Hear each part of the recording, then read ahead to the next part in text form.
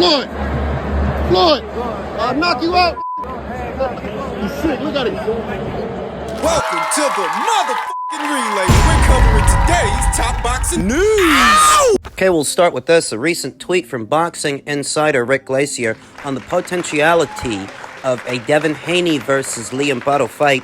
Eddie Hearn taking Devin Haney versus Liam Paro in Australia in December. I can't see Devin's father and manager Bill Haney signing off on that after the beatdown Devin got from Ryan Garcia. Common boxing sense is you don't go into a rough fight after a rough fight, especially one that is on the other side of the world. He would be conceding home field advantage to Liam, the house fighter, the hometown fighter, the champion. There's always a lot of talk about making the numbers work. Getting Devin the kind of money that would see him return to Australia because he's already been there 2 times. Rick Glacier characterizes this as a rough fight. I agree with that sentiment. I don't think this is a cakewalk. This ain't a walk in the park. This ain't George Cambodia. This is Liam Paro. Liam, like George, has been a bit of a road warrior.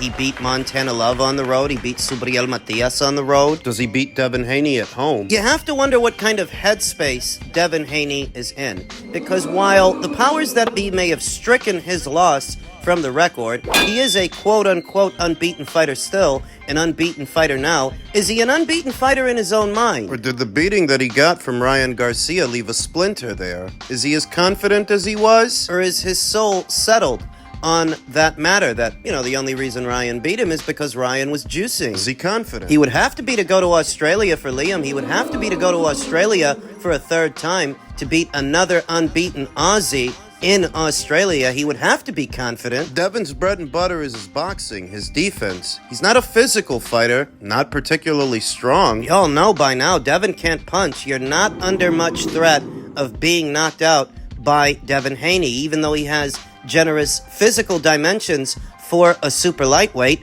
He's not a big puncher. Wasn't a big puncher at 135. He's not a big puncher now at 140, 140 pounds. The weight. I'm going to assume this contest would take place at a contracted weight of 140 pounds for the IBF title.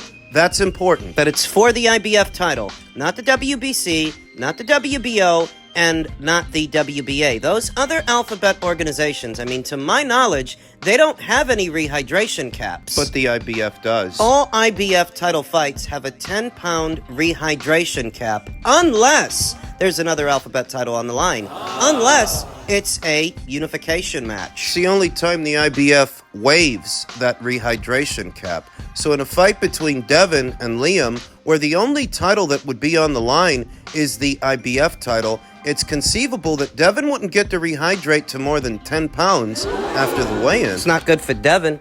Could directly affect his ability to hold a shot. Devin doesn't take the best punch. Many defensive fighters don't. Perhaps that's why they're so defensive. Perhaps that's why they fight that way. Can't hold a shot. In a very general sense, in a more specific sense, as it pertains to Devin, you're talking about a fighter that was very drawn at 135 and still drawn at 140, depleting himself to make those weights. That affects a fighter's punch resistance. It would affect Devin's if he's only able to rehydrate 10 pounds. It's not a secret that Devin rehydrates to more than that, upwards of 20, 26 pounds. Yeesh. He actually goes through with this. Devin has to try to stay in character. He really does have to stay behind his jab, manage the distance, and keep this a boxing match, not a firefight, because he ain't got the firepower. Liam's got that. Devin's got speed, Liam's got power. And while Devin's got defense, he can be drawn out. He can be drawn into exchanges. We saw that in the Jorge Linares fight, the Vasyl Lomachenko fight, and the more recent Ryan Garcia fight. He can be drawn out. Liam has to approach this fight in a similar fashion to how he approached the Montana Love fight. And in a more general sense, pressure busts pipes.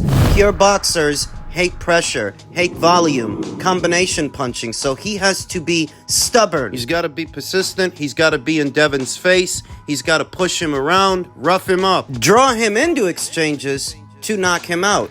And Liam should not be underestimated. He's tough. He's a tough guy. He's strong. He knocked out Jock Barvis. He knocked out Montana Love. He was strong enough to get Subriel's respect. And durable enough to weather his onslaughts, to weather what punches got in. If he was tough enough and durable enough to take Subriel's power, he can take Devin's power just fine. What power? Rick Glacier thinks this would be a rough fight for Devin Haney. I agree with him. That's why I'm not sure he's going to take it. Technically, he's on the bounce.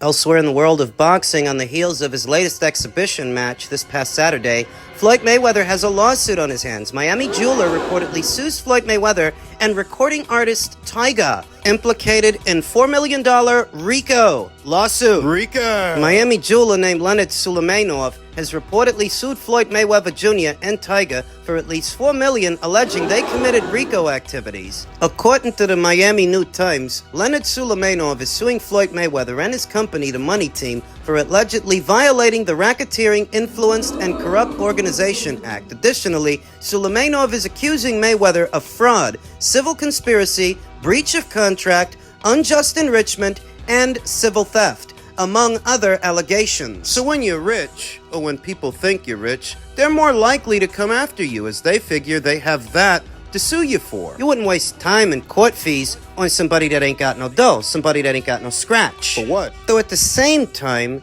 Floyd being wrapped up in another situation like this one in less than 12 months has given rise to suspicions that he really did burn through all of his cash, and that's why he keeps staging these pointless exhibitions, these cringeworthy events. Less than 12 months ago, his former protege, Gervonta Davis, took to social media to say that Floyd was trapped in Dubai due to money owed to a jeweler out there. Mixed reports about what really happened, that Floyd was being held there, that somebody on his team stole something, and for that, he was being held liable. And I don't know how true any of that is, I just know that's what those reports indicated. Now we're seeing these reports of a lawsuit. Once again, it involves a jeweler, and once again, it involves jewelry. The outlet adds that the jeweler reportedly filed suit on Friday, August 23rd, in a federal court in Miami. Miami New Times adds that Tyga, whose government name is Michael Ray Nguyen Stevenson, is also named in the suit for allegedly failing to satisfy payment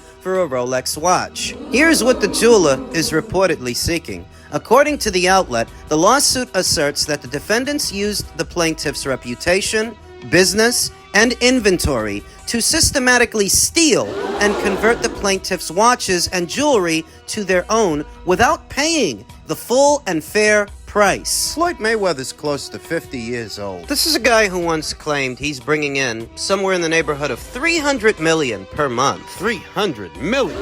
That comes out to just north of $3 billion per year. Does this seem like the kind of thing that somebody making that kind of money gets all wrapped up in? Squabbles over jewelry, trinkets. Well, that depends. Do you actually believe that Floyd is raking in $300 million per month? No, I don't. Frankly, I think Floyd was exaggerating when he said that, exaggerating greatly to an audience that maybe he thinks didn't know any better. That's an astronomical number. Insane. In June of 2021, the jeweler reportedly met with Mayweather and sold him an Audemars Piguet watch, 2 Richard Mille watches, a Patek Philippe watch, a Rolex, a diamond ring, and a diamond necklace. Furthermore, Sulaimanov alleges that he only received $267,000 for the items before Mayweather left Miami. To note, the jeweler reportedly documented the purchase with photos of the jeweler and Mayweather's cash payment. 2 weeks later, Sulaimanov allegedly traveled to Vegas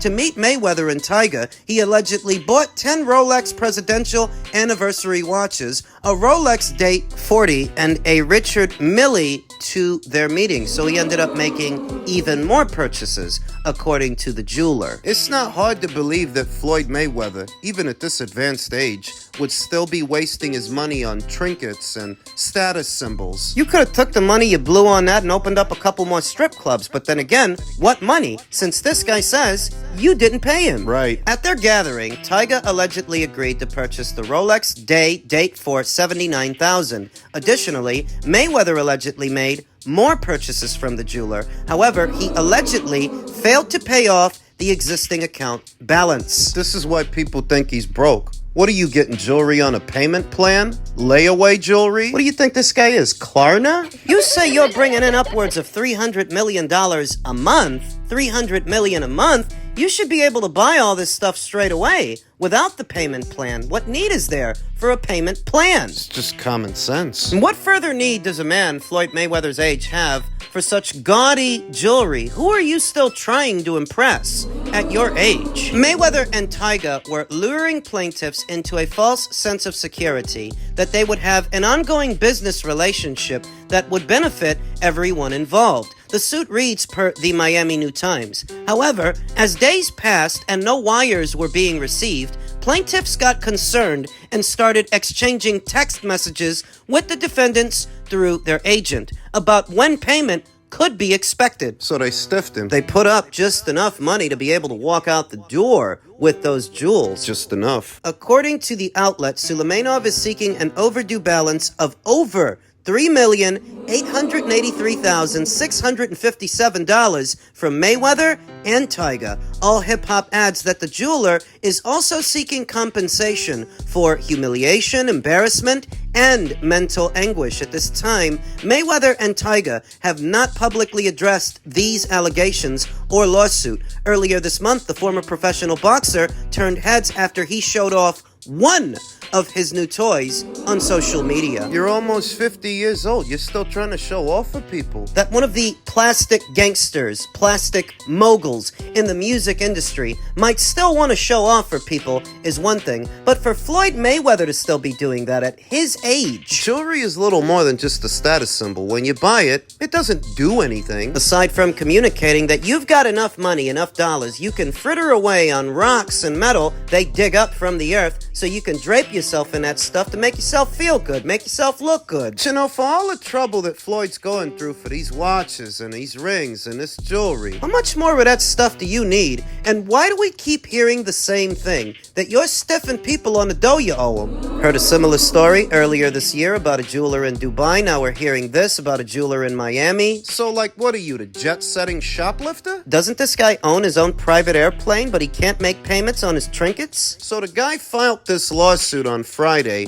Floyd Mayweather had his exhibition match south of the border on Saturday. Maybe he'll take some of the money he made, whatever he made from that thing, to pay this guy off, settle out of court. Though if that's what he has to resort to, what that acts sense is that he is experiencing money woes. Because why should it even get that far? It's a lifestyle obsession for Floyd Mayweather to appear a certain way. I've long maintained that he's not the business mogul. He's not the businessman he makes himself out to be. He's not. What they say, where there's smoke, there's fire. A proliferation of stories like these, in tandem with an assembly line of pointless exhibitions like this past Saturday's, tell the story of a man who might be scratching and sniffing to maintain his decadent lifestyle. Scratching and sniffing. Stiffing people out of money owed. It's pathetic when you think about it.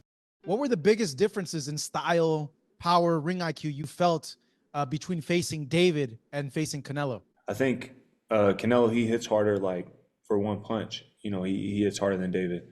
But, you know, David puts him together quite a bit better than not just Canelo, but most people in boxing, you know. So David can really put his hands together. Both have their pros and cons. Both have underrated defense. Both have, you know, they're sharp. They're great. They're great. They're both great fighters. So they have, you know, there's a difference in styles, but they're both great at what they do. David isn't great. No. There's nothing great about him. He's basic. Canelo is great. Canelo is a great fighter. That's why he has the career accolades to show for it, as a reflection of what kind of fighter he is. While some might be surprised to hear that Canelo Alvarez, who's noticeably smaller than David Benavidez, he started out at a much lighter weight than David did. He moved up to 168.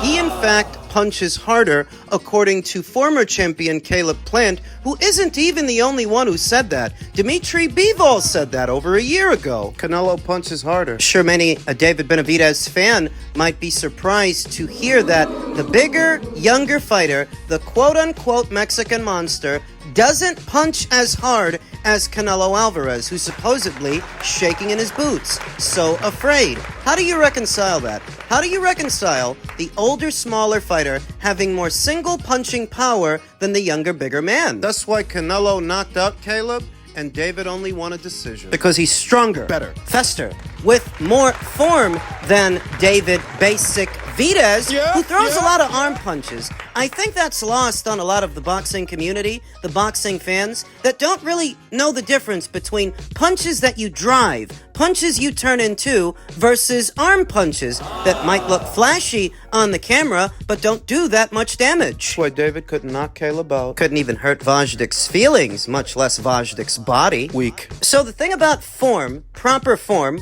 when delivering those power shots is that Canelo has it and David doesn't. With Canelo, it's a single motion, like a gunshot.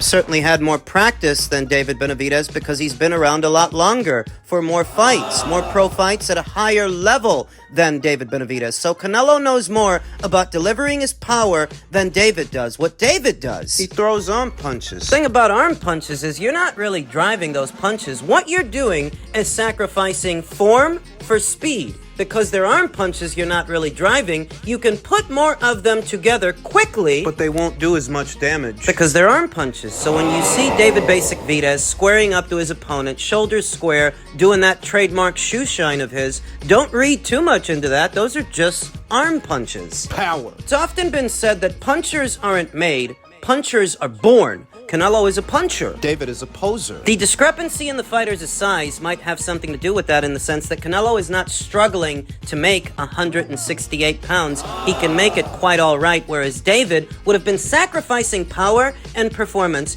to continually make a weight he shouldn't be making. Though he makes it so that he can have a size advantage over everyone else. A height advantage, a reach advantage, a weight advantage the night of the fight. Though physically taxing to get there, because before you do, you have to make the weight. You have to make 168. It comes at the expense of power, performance. I think punch resistance, though, because David fought so few punchers in the super middleweight division, nobody could really exploit it. He didn't fight any punchers at 168. Caleb Plant, Demetrius Andrade, Kyron Davis, Ronald Ellis. These are not punchers. Better still, the focus of the conversation is power, punching power, and why Canelo, who's noticeably smaller and older, has more of it than David. Canelo's the Mexican monster, not David. David's from Arizona. Ocho. Simply put, I think that Canelo Alvarez is a better physical specimen than David Benavidez. In spite of David being bigger doesn't necessarily mean you're better. Ocho. You're basic.